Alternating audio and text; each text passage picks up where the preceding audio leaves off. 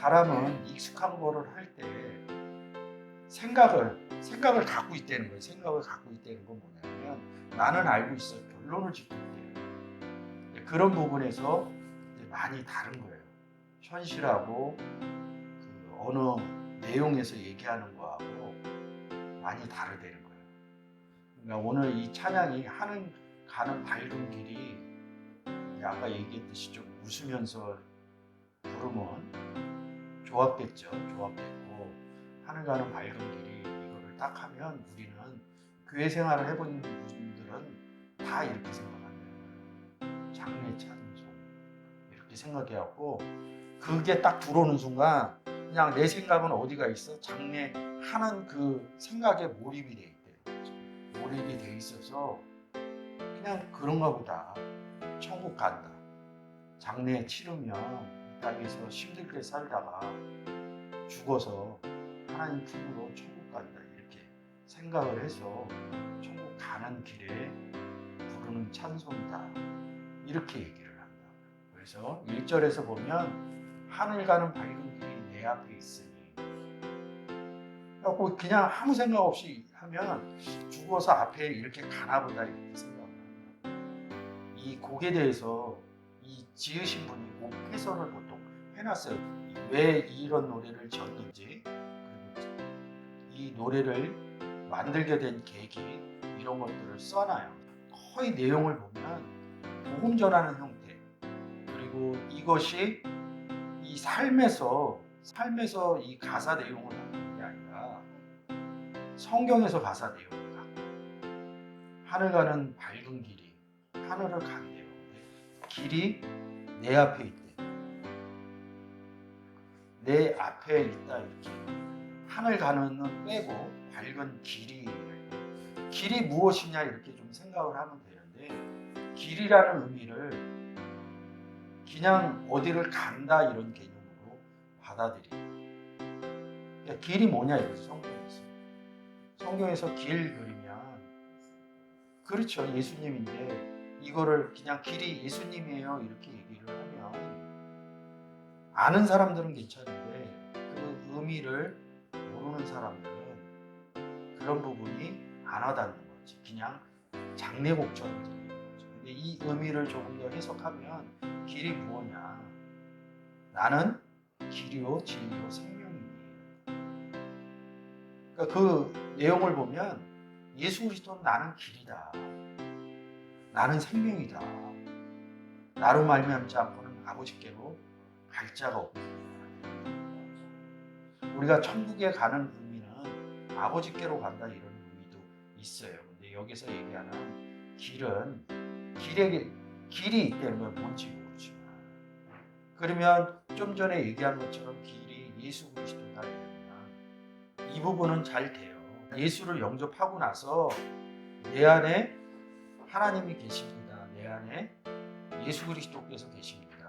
이런 부분이 잘 이해되고 얘기를 할 수 있어요. 마태복음 25장처럼 지혜로운 처녀가 등과 기름을 가졌다는 것은 등이신 예수 그리스도가 내 안에 있다고 표현을 하는 것이고 기름 부으신 하나님이 내 안에 있다. 고린도후서 1장 21절에서 이렇게 써 있는 거예요. 지혜로운 처녀가 하나님과 예수 그리스도와 함께 있다. 이런 부분을 얘기를 하는 겁니다. 등을 가졌으니까 빛을 비춰야 되는 거 아니에요. 근데 빛을 비추러 나가는데 결론은 뭐냐면 밤중에 신랑을 만나러 가는 거예요.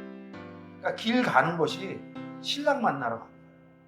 여기서 하늘 가는 밝은 길이 내 앞에 있다. 내 앞에 길이 있다.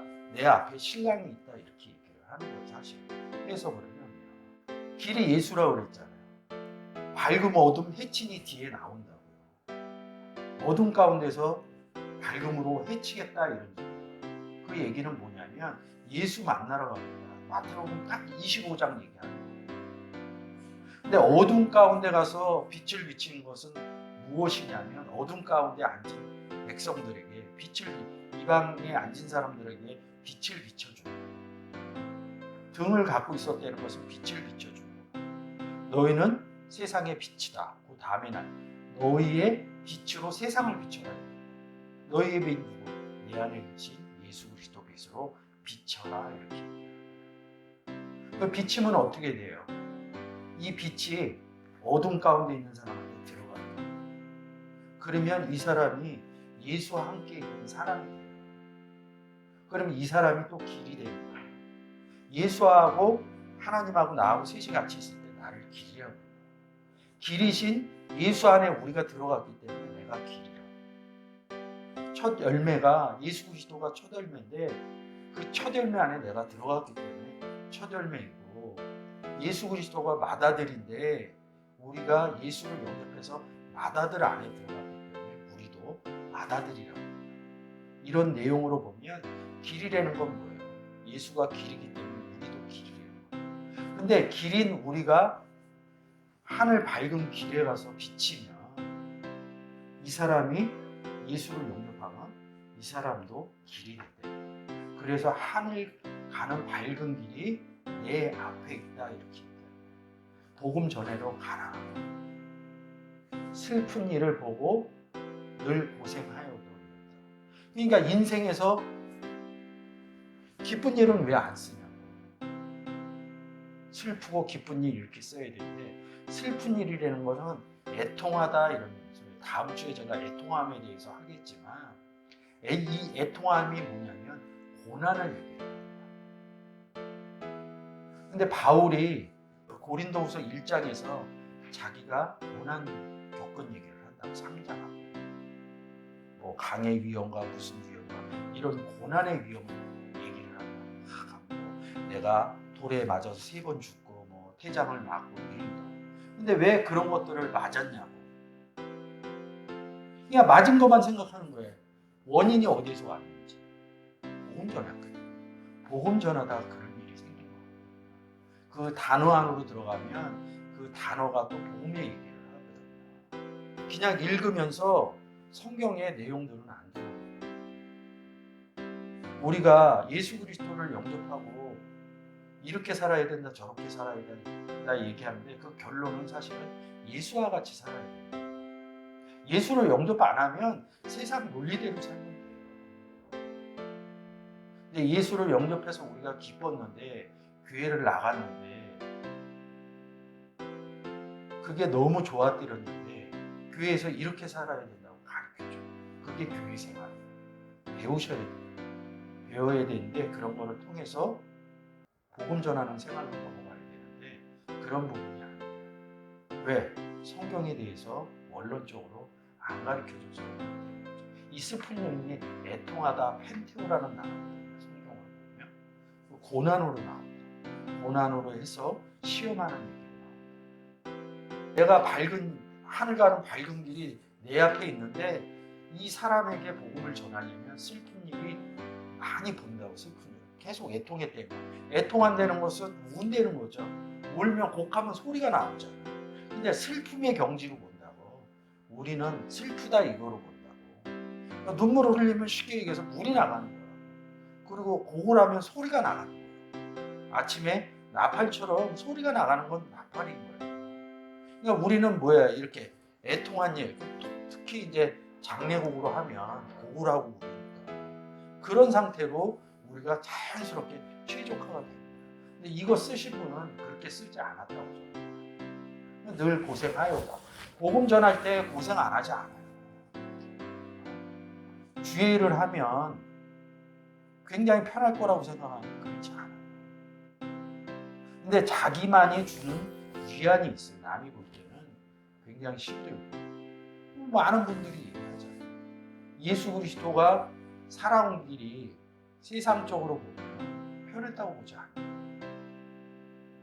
특히 바울은 세상적으로 되게 편하게 살았는데 제가 얘기했잖아요. 다소에서 태어났다고. 다소에서 태어나서부터 로마 시민이에요. 로마 천부장은 돈을 많이 들여서 로마 시민을 샀는데 바울은 태어날 때부터 로마 시민이었다. 얼마나 돈이 많았다. 돈이 많았다는 것은 세상에서 편히 살 수 있었대요. 뭐 마음 편하다 안 편하다 이 얘기하고 달라요. 그러니까 삶의 유지가 조금 나은 거죠. 그런 부분하고 근데 그것을 분투만 못하게 해서 다 버린다고. 뭐가 중요하느냐 이런 부분으로 가는 거죠. 근데 뭐 그렇게 되기까지는 쉽지는 않을 것 같아요. 그래서 슬픈 일을 많이 보고 늘 고생하여도 복음 전할 때 얘기해요. 하늘 영광 밝은 빛이 어두운 그늘 해치니. 마태복음 한번 열어주세요. 4장 15절. 시므론 땅과 납달리 땅과 요단강 저편 해변길과 이방을 가리며 흑암에 앉은 백성들이 큰 빛을 보았고 사망의 땅과 그늘에 앉은 자들에게 빛이 비치었도다. 그늘에 앉은 백성들에게 빛을 비친 거예요. 그러니까 어두운 그늘 해치 밝은 길을 가는 거예요. 예수 공로 의지하여 예수 공로 의지한다는 건 뭐냐면 내 안에서 예수께서 말씀의 증거를 한다. 빛을 비췄더니 뭐예요? 길이 돼버린 거예요. 길이 됐다는 건 뭐냐면 예수 그리스도 영접한 사람이 길이 됐다는 거예요. 앞 구절에서요. 그러면 항상 빛을 보도다 이런 거 뭐냐면 내가 예수 그리스도를 넘겨준 거예요. 이 얘기는 뭐예요? 빛을 넘겨준 거예요. 그러면 이 사람 속에 빛이신 예수 그리스도가 들어가요. 그러면 너희는 세상의 빛이 된 거예요. 그래서 항상 빛을 보게 돼요.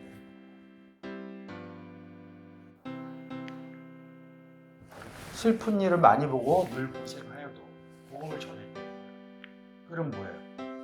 복음을 전했더니 이 사람이 복음을 받았대요. 그래서 빛의 열매가 됐대요. 에베소서 5장 8절. 전에 어둠이더니 이제 주 안에서 빛이라 빛의 자녀들처럼 하늘 가는 밝은 길을 가래는 거예요. 그래서 빛의 열매가 나왔대요. 하나님은 농부고 예수 그리스도는 포도나무고 나는 가지. 근데 하나님 빛이라고 그러죠. 예수 그리스도 빛이라고 그러죠. 가지 나무 빛이죠. 빛을 전한 거예요. 그러니까 빛이 난 거예요. 그래서 빛의 열매라고. 이전도 마찬가지예요. 내가 염려하는 일이 세상에 많은 중에 세상에서 살아가는데도 염려하는 일이 많아요. 근데 아까 시작하면서 제가 얘기했듯이 제가 목회를 시작하고 이렇게 하다 보니까 유튜브 할 때도 염려, 예배 드릴 때도 염려, 사람이 없어도 염려, 이런 염려. 베드로전서 5장 7절에 뭐라고? 너의 모든 염려를 주께 맡겨라. 많은 염려 중에 주께도 맡기는데 속에 근심, 걱정 늘 시험할 근심이 있다는 거예요. 고린도후서 7장 10절. 어떤 근심을 하냐 이거죠.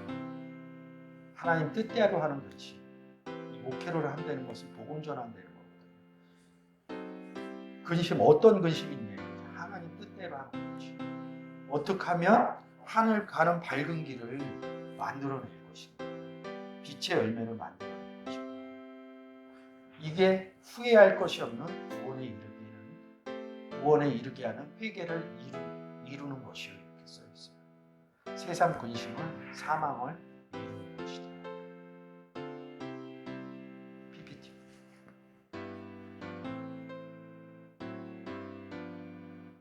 그러면 얘기가 좀 달라지잖아요. 늘 시험하여. 제가 시험하는 것은 복음 전하는 거라고 얘기를 했죠.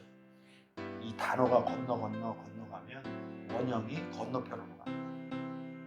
예수 그리스도가 사복음서에서 보면 복음을 전할 때 건너편으로 건너가사 이렇게 시험하러 간 거예요. 복음 전하러 가는 것을 시험하러 간다. 그러니까 이 성경의 내용이 다 복음 전하는 내용을 쓴 거예요. 찬양도 마찬가지. 예수 보배로운 피 모든 것에 계시록에 이기는 자 이렇게 나오죠. 예수 공로 의지하여 항상 이기리라. 이겨서 뭐하냐고. 복음 전했다 이런 얘기야. 내가 복음을 전했는데 예수님께서 은혜를 내가 천성 바라보고 가까이 왔으니 아버지 영광집에 나도 나 쉬고 싶도다. 앞 내용하고 똑같아요. 조금 다르기는 하지만 나는 부족하여도 영접하실 터이니. 그 마태복음, 마가복음, 누가복음에서 부족하다는 얘기한다. 너에게 한 가지 부족한 것이 있어. 하나님은 완벽하다 그래요. 완전하신 분이라. 그러면 예수 그리스도도 완전하시겠죠. 근데 그 완전하신 분 안에 우리가 예수 안에 들어갔대요. 우리도 완전한 거 맞아요. 근데 하나 남겨놓으신 게 있어. 그게 뭐냐면 복음 전할 때 열매 나옵니다. 열매가 우리는 이 땅에 살 동안 열매가 부족해요. 그래서 계속 복음을 전함으로 인해서 열매를 채우는 거예요. 부족하여도 이렇게. 근데 이렇게 부족하다, 너에게 한 가지 부족하여다. 근데 이 열매 누가 맺냐? 아버지이신 농부가 포도원에서 포도나무인 가진 나를 통해서 아버지가 일을 해서 아버지의 은혜로 열매를 맺어진다. 시편 23장 1절.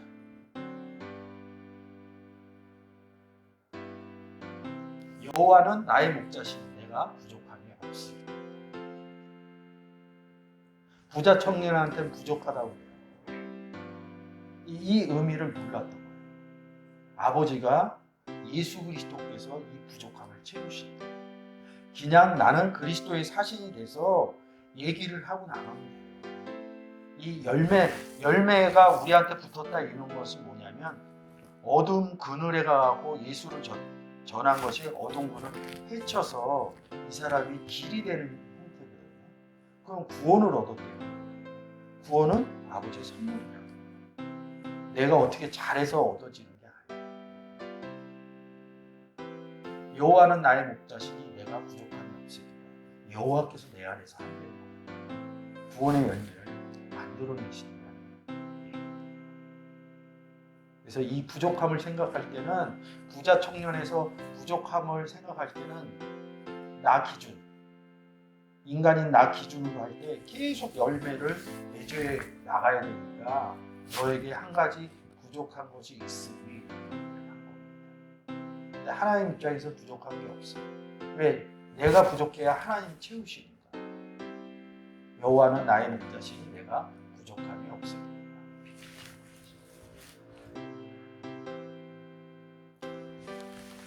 나는 부족하여도 영접하실 터이니 영광 나라 계신 임금 우리 구주 예수가 이렇게. 그러니까 영접한다고 그러니까 이렇게 생각하는 거예요. 영접하는 자, 그 이름을 믿는 자들에게는 그러니까 예수만 이제 이게 성장을 하면 성경에서 내가 내용적으로 성장을 하면 예수만 영접하는 게 아니에요. 일단 예수 영접하기 전에 복음 전하는 나를 영접을 해야 돼요. 내가 안에 들어간다는 의미가 아니에요. 나하고 마주 서야지 나를 통해서 예수 믿으시는 게 될 거 아니에요. 그래서 우리가 이제 이 부분을 뺀 거야, 모르니까. 요한복음 1장 12절, 요한복음 3장 16절. 근데 그 전에 누군가 가서 얘기한다고 그랬잖아요. 그 누군가를 나로 봐야 돼요. 내가 가서. 요한복음 13장 20절. 내가 진실로 진실로 너희에게 이르노니 나 보낸 자, 그리스도의 사신이 돼서 보낸 자, 내 안에 있는 예수 그리스도께서 나를 보내셨어요. 나를 영접하는 보낸 자, 내가 가서 예수 믿으세요 이렇게 했을 때 나를 일단 영접해줘요. 그 다음에 예수인 나를 영접하는 것이요 이렇게 됐어요. 그러니까 이 말이 하나님 다 아신다 이 말이 안 맞아요. 이런 문장 때문에 예수 그리스도께서 나를 그리스도의 사신으로 보낸다고 어느 사람에게 이 부분이 있지 않고는 복음의 역사는 일어나지 않아요. 그래서 바울이 이렇게 얘기한다. 하나님의 열심으로, 구약에서는 여호와의 열심으로 이렇게 써요. 우리가 영접할 때 영접하는 자 그 이름을 요한복음 3장 16절 세상을 이처럼 사랑하사 너희가 아들인 거로 갈라디아서 4장 6절에서 뭐라고 해요? 그 아들의 영을 우리 마음 가운데 보냈다 이렇게 얘기를 하잖아요. 근데 그것을 누가 해주냐 이거죠. 내가 해줘야 된다 이거죠. 그래서 마태복음에서도 똑같은 얘기 썼어요. 마태복음 10장 40절.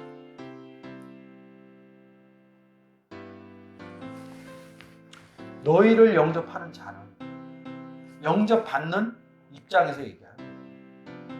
그러니까 영접 그러니까 뭐라고 생각하냐면 안에 들어가는 것만 생각을 해요. 그건 예수 그리스도를 안으로 영접시키는 거지. 그리스도의 사신이 가서 대면하는 영접입니다. 이것을 생각하지 않으니까 요한복음 6장에서 하나님이 보내줄 자 보내준다고 그러면서 아무것도 안 해요.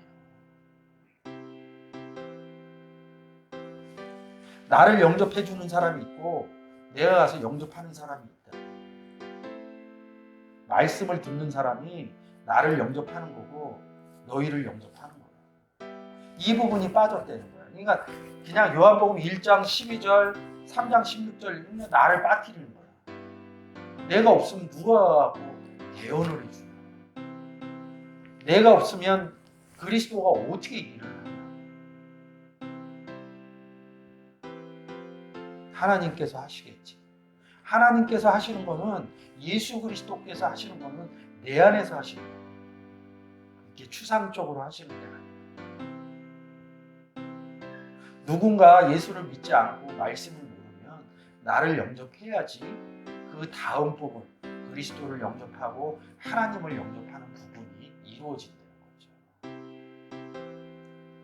너희를 영접하는 자는 나 예수를 영접하는 거예요. 나 누구? 나를 영접하는 자는 나 보내시니 누구예요? 보내시니 하나님, 보내시니 아버지. 문장이 다 이렇게 써 있어요. 그러면 넷을 영접하는 거예요. 기본상에도 영접해야 되고요. 예수 그리스도도 영접해야 되고요. 아버지와 나는 하나니까 아버지도 영접해야 돼요. 근데 성경은 나를 빼놓고 얘기하지 않아요. 그래서 다니는 거예요. 그래서 바울이 슬픈 일을 많이 당해도 자기 먼저 영접하려는 거예요. 말씀 들으면.